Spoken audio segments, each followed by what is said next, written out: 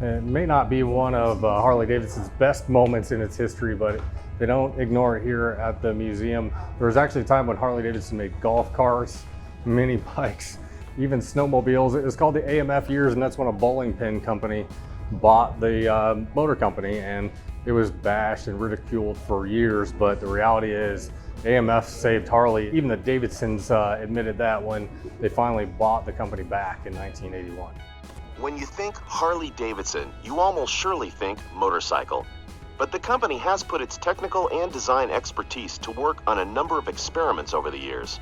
Harley-Davidson and golf, for instance, aren't an obvious match. But in the 1960s, the Harley-Davidson golf car was the hit of the links. Over the years, as the company expanded, it became more diverse. Harley-Davidson bought the Tomahawk Boat Manufacturing Company in order to secure a fiberglass supplier. If you look up at the speedboat overhead, you can see Harley-Davidson's name on the Tomahawk label. The company also partnered with an Italian motorcycle company to become Air Mach-E Harley-Davidson. The Italian plant produced a series of lightweight, single-cylinder motorcycles for the Harley-Davidson line, including the famous Sprint. Just one more landmark in a diverse heritage.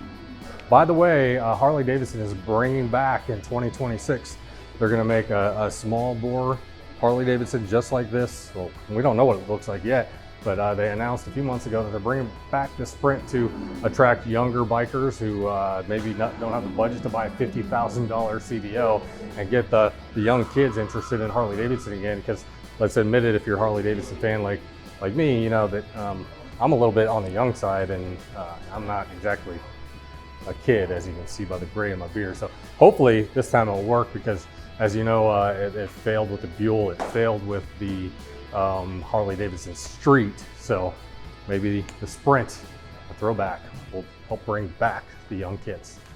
Ho ho Harley-Davidson. For those who feared that winter snow could keep them from riding, the company introduced its first snowmobile in 1970. It came with a 398cc engine and later a 440cc like the one you see here. It was solid, a plus for families who valued the stability of a touring snowmobile. Unfortunately, the snowmobile market wasn't very merry in the early 70s, a period with a lack of snowy winters.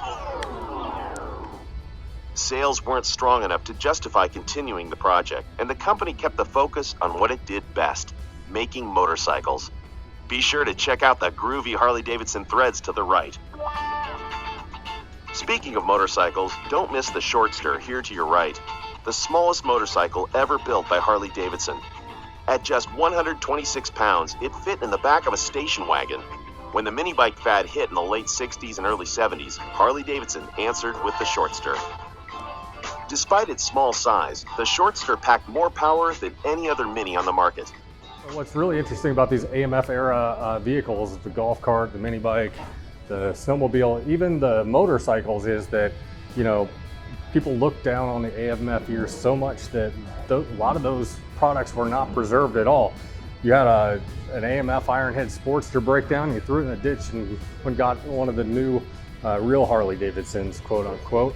But these days, all these things are rising in value because they're becoming hard to find. Just to give you an example, I came across a 1972 AMF Harley-Davidson Ironhead Sportster and kind of basically got it free in a deal. And by the end of the day, people were knocking my door down to get it from me, and I sold it for almost $3,000, and it wasn't even running. So the AMF bikes are coming back, and I bet the snowmobile is worth a lot more than $2,000 too.